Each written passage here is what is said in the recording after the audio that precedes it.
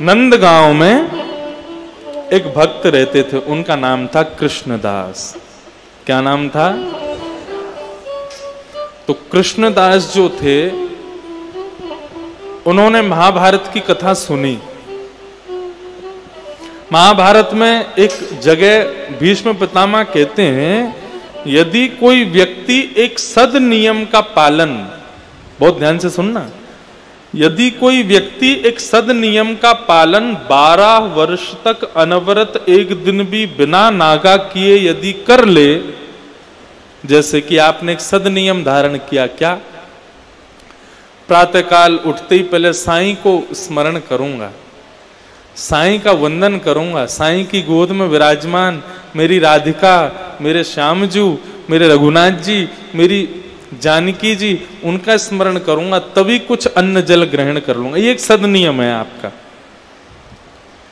इस सद नियम का यदि पालन 12 वर्ष तक अनवरत बिना एक दिन भी नागा किए यदि आपने कर लिया, तो 12 वर्ष के बाद 13वें वर्ष का जब पहला दिन शुरू होगा,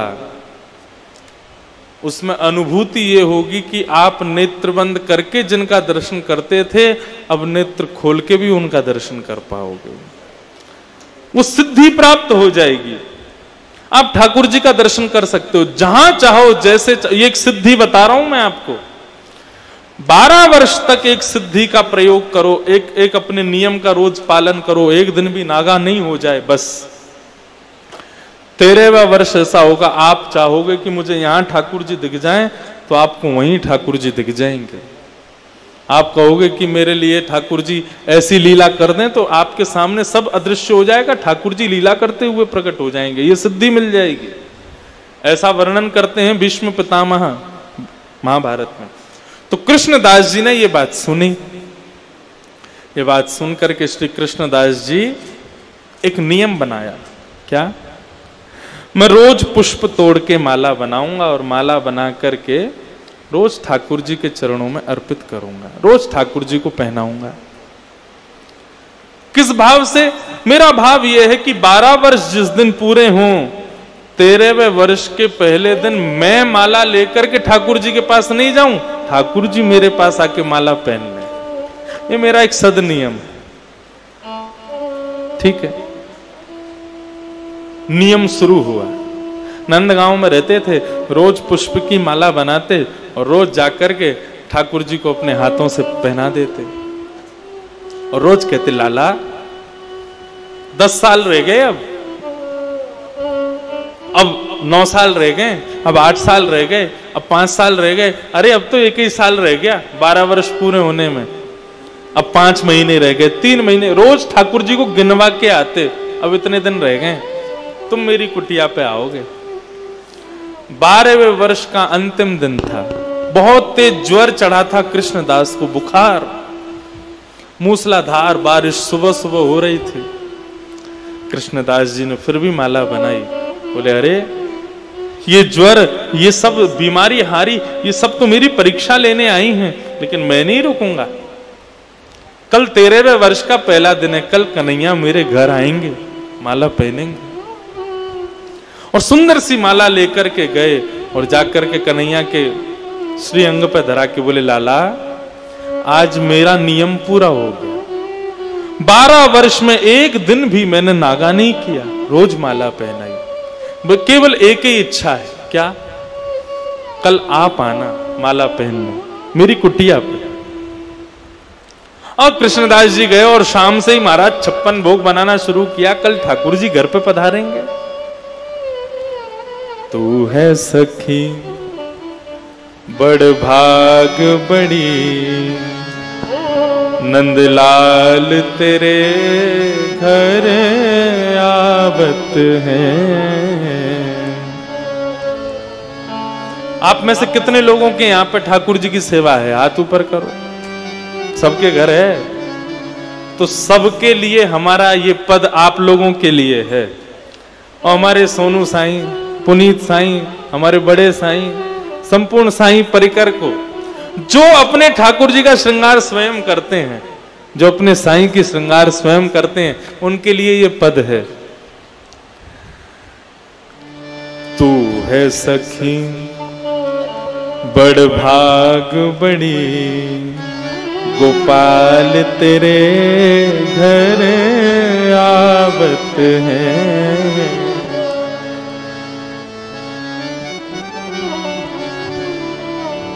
तू अपनो श्रृंगार करत है, तू अपनो श्रृंगार करत है। तू अपनो श्रृंगार करत है, तू अपनो श्रृंगार करत है। ये दर्पण हाथ दिखावत है रे, दर्पण हाथ दिखावत है। तू है सखी बड़ भाग बड़ी, गोपाल तेरे घर आवत है। तू है सखी बड़ भाग बड़ी, गोपाल तेरे घर आवत है। निज कर गूंथ सुमन के गजरा, निज कर गूंथ सुमन के गजरा, अपने ही हाथ पहरावत है। अपने ही हाथ पहरावत। ये भाव पता क्या है?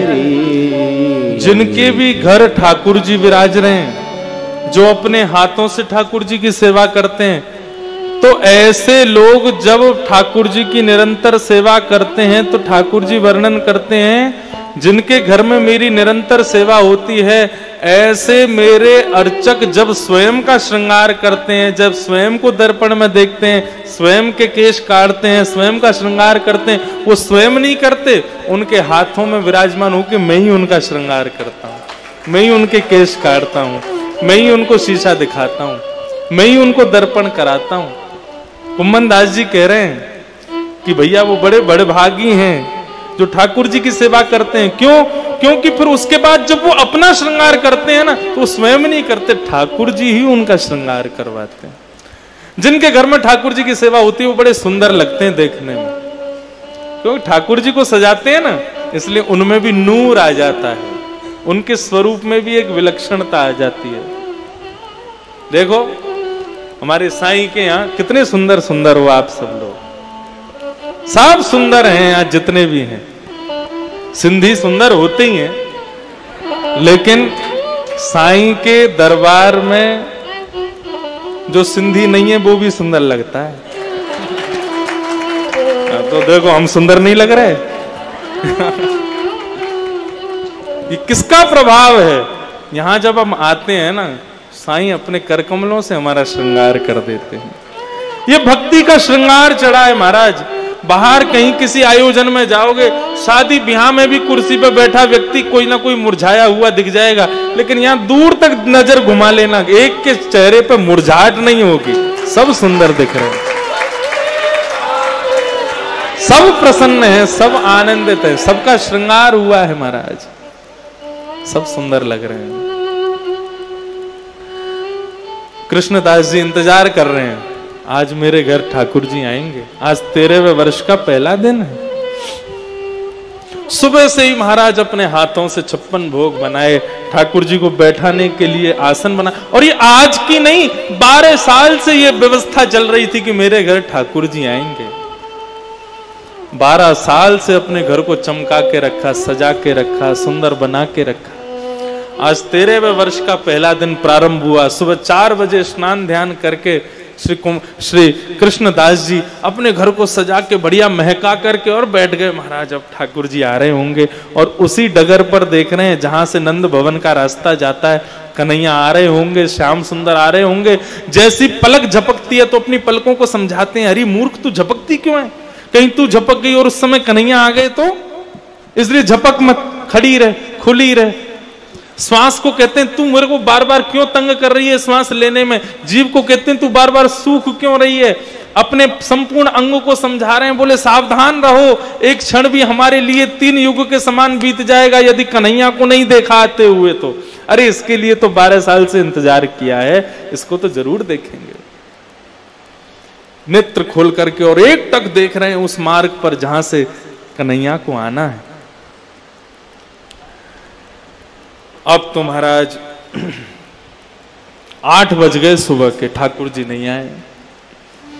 मनी मन विचार करने लगे, बोले लाला यहाँ हमारे नायारो होगो कि अभी यशोदा मैया ने गोद में बैठा लिया होगो, माखन मिश्री खवा रही होगी, कछु खिला पिला के ब्यारू करा देगी, फिर आवेगो कन्हैया। 10 बज गए, ठाकुर जी नहीं आए। अरे कन्हैया को श्रृंगार है रहो होगो, अभी श्रृंगार आरती होगी शायद वाके बाद आ जाएगा। 12 बज गए। कृष्णदास जी मन में सोचने लगे कन्हैया को भूख बहुत जल्दी लगे आवे ना, राज भोग करके आवे गो। 1 बज गया। अरे सवेरे से श्रृंगार चल रहे हो, आदि आदि सब लोग मिलवे गए होंगे, थक गए होगो कन्हैया, सो जाएगो, उत्थापन में आवेगो, 4 बजे आ जाएगो। बार बार अपने मन को समझा रहे हैं कृष्ण आएंगे, कृष्ण आएंगे। शाम के 5 बज गए, कन्हैया नहीं आए। मन को समझाने लगे, अरे तू चिंता मत करे, लाला है सके रात को प्रसाद पाके फिर आवेगो, सबसे निवृत्त है कि आवेगो।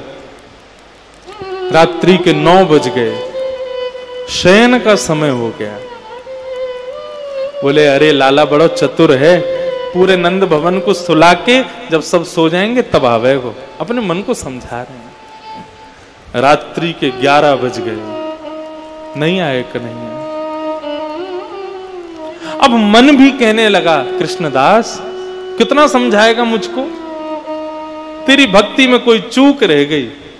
नहीं आए ठाकुर जी।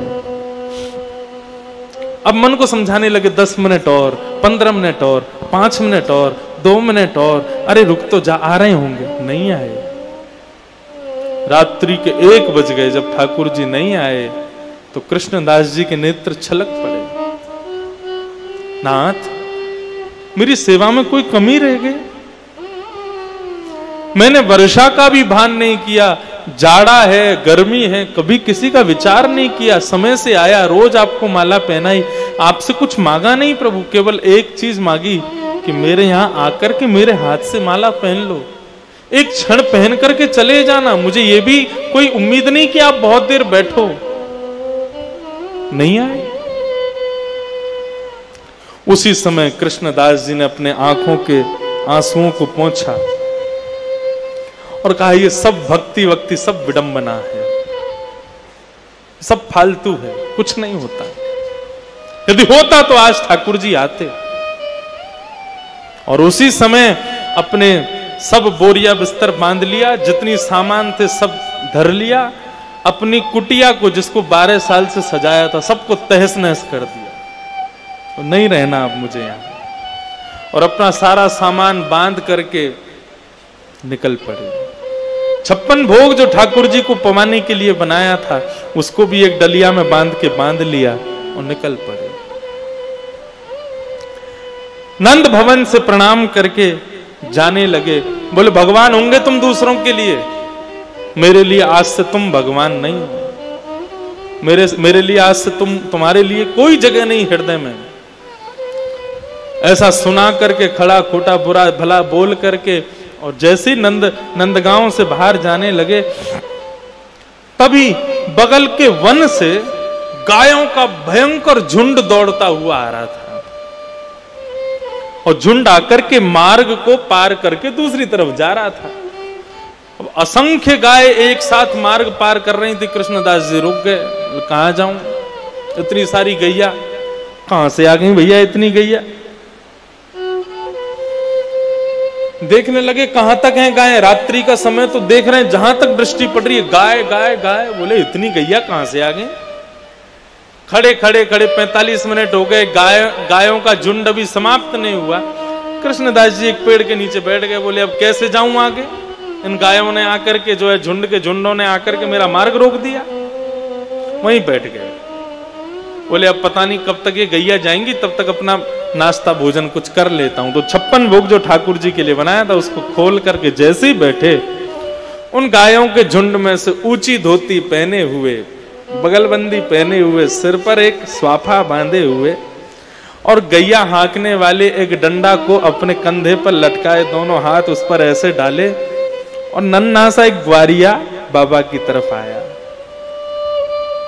कानों में 2 कुंडल पहने हैं, पूरे अंग पर गौरज और गौ गोवर छिटके पड़े हुए। बाबा कृष्णदास जी ने उसको देखा, बहुत सुंदर बालक। हाँ भैया, अरे राम राम, कहां जा रहे हो? अरे भैया कहां जा रहा हूं वो तो सब बाद में बताऊंगा, आजा लाला बैठ जा। ग्वारिया बैठ गया। बोले ये बताइए कौन की गैया है? बोले बाबा ये मेरे गौशाला की गैया है। और कितनी गैया है?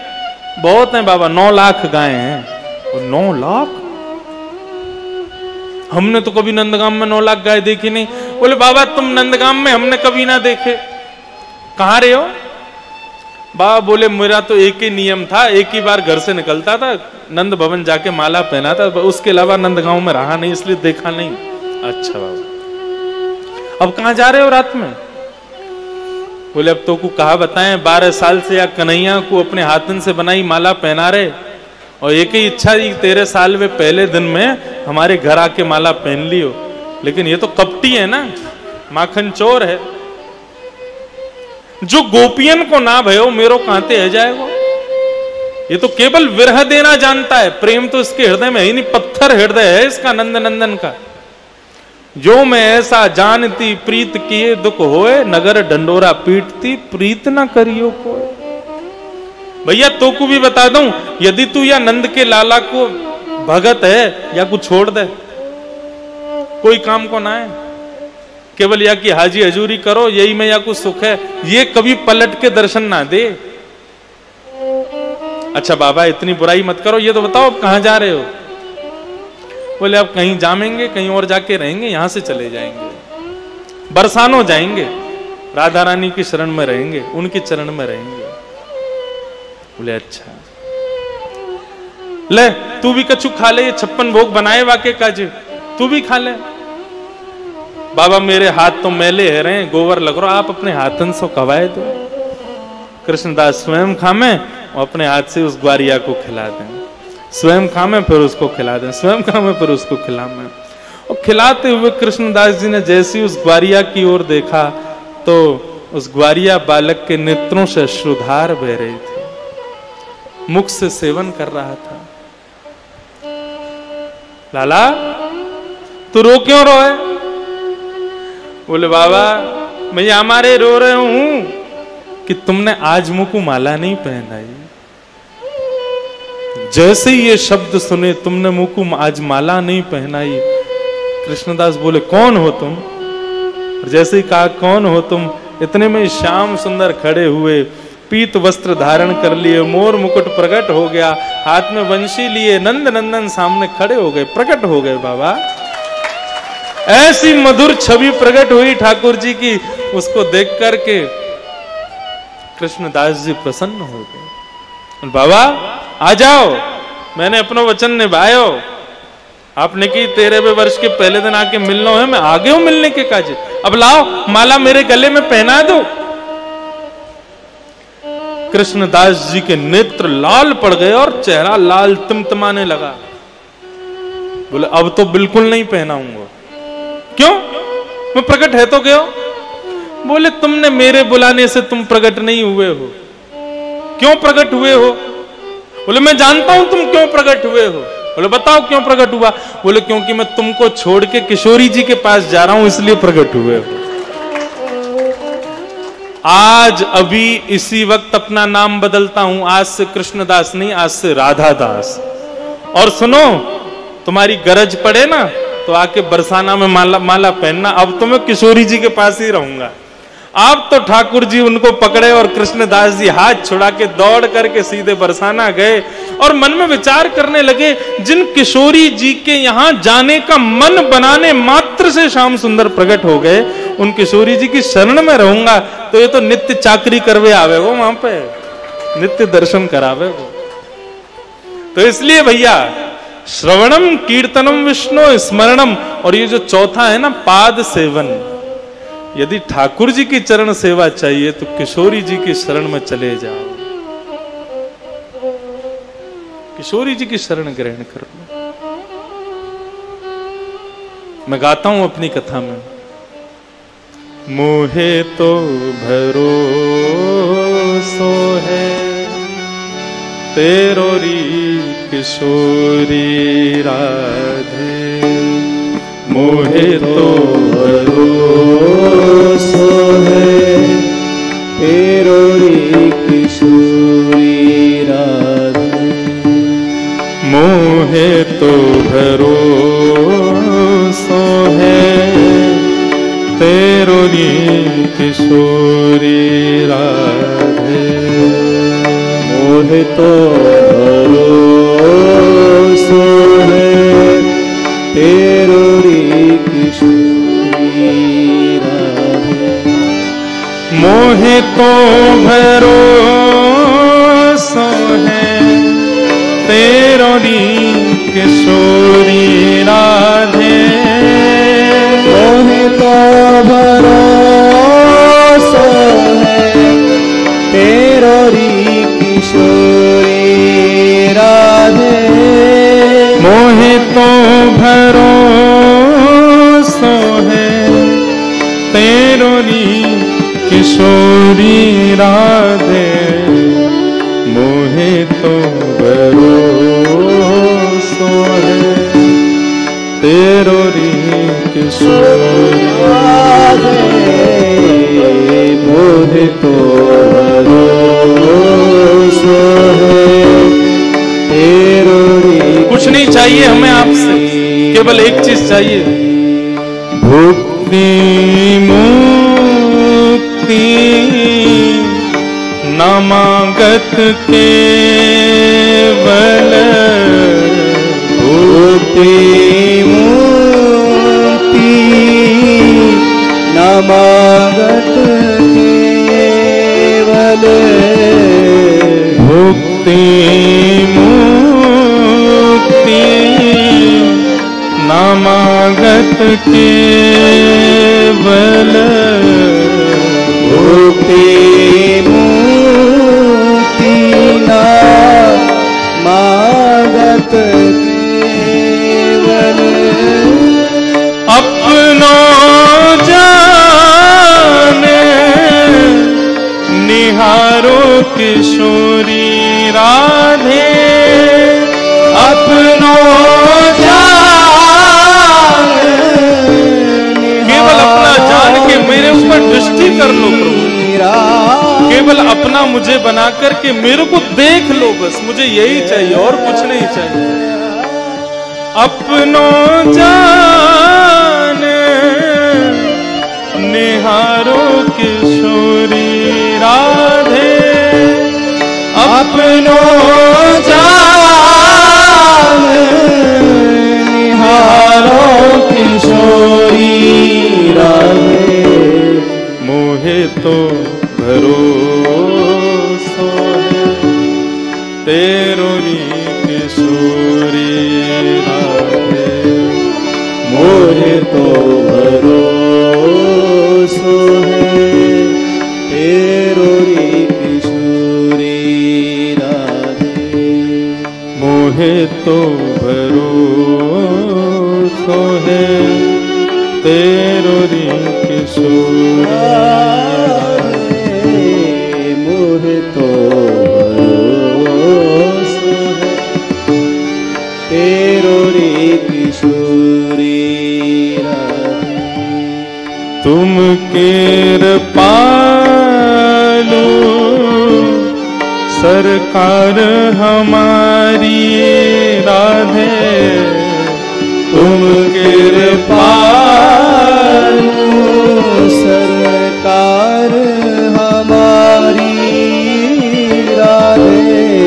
तुम केर पालू सरकार हमारी राधे, तुम केरे पालू सरकार हमारी राधे। प्यार करो या मारो किशोरी राधे, प्यार करो या मारो किशोरी राधे। प्यार करो या मारो किशोरी राधे, प्यार करो या मारो किशोरी राधे। मोहे तो भरोसो है तेरो री राधे, मोहे तो भरोसो है तेरो रे किशोरी। तेरो री किशोरी तेरो रे किशोरी। तेरो री किशोरी राधे। ठाकुर जी की यदि चरण सेवा करनी है तो किशोरी जी शरण में चले जाओ। बंधुओं, किशोरी कौन है? श्री राधा रानी कौन है? लोग इनकी वास्तविकता को आज तक नहीं जानते। वृंदावन में रहते हुए भी लोग वृंदावन आकर के राधे राधे जपते जरूर हैं, बरसाना जाते हैं, किशोरी जी को वंदन करते जरूर, लेकिन किशोरी कौन है ये कोई नहीं जानता। कौन है किशोरी जी? सुनो, भगवान श्री कृष्ण ने, नारायण ने मोहिनी अवतार धारण किया।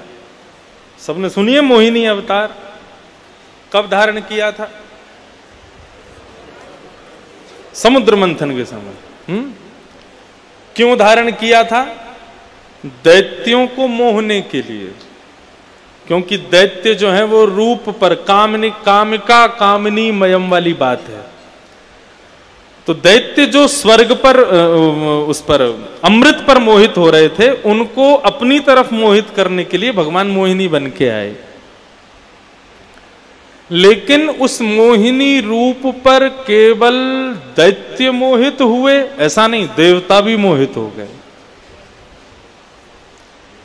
शंकर भगवान, चंद्रमा, वायु, पवन देव, वरुण, इंद्र सब मोहित हो गए उन पर।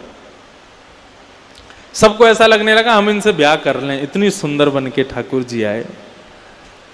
एक देव मोहित नहीं हुआ, सूर्य।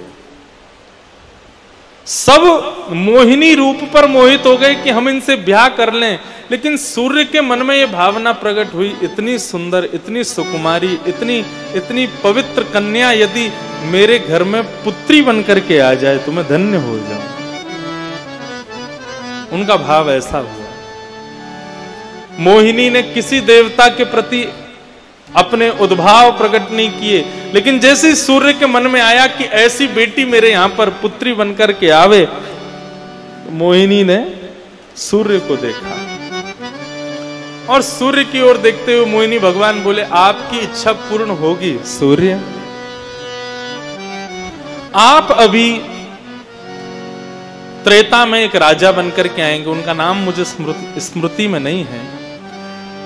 उस राज्य रूप में तुम हमारी खूब तपस्या करना है और उसी तपस्या का फल होगा कि आप द्वापर में वृषभानु बनकर के आएंगे। भानु का मतलब क्या होता है? सूर्य।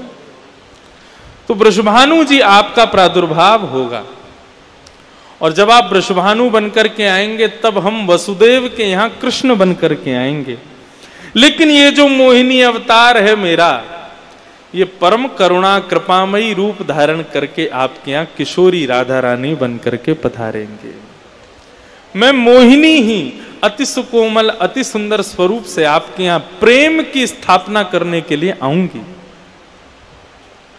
कृष्ण ज्ञान की स्थापना करने आएंगे, राम वैराग्य की स्थापना करने आएंगे और मैं प्रेम की स्थापना करने आऊंगी।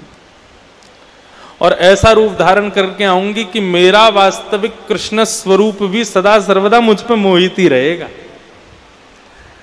लोगों पर कृपा करने के लिए, सब पर सहज करुणा करने के लिए मैं आपके यहां पुत्री रूप धारण करूंगी। मैं ही आपके यहां राधा रानी बन के आऊंगी।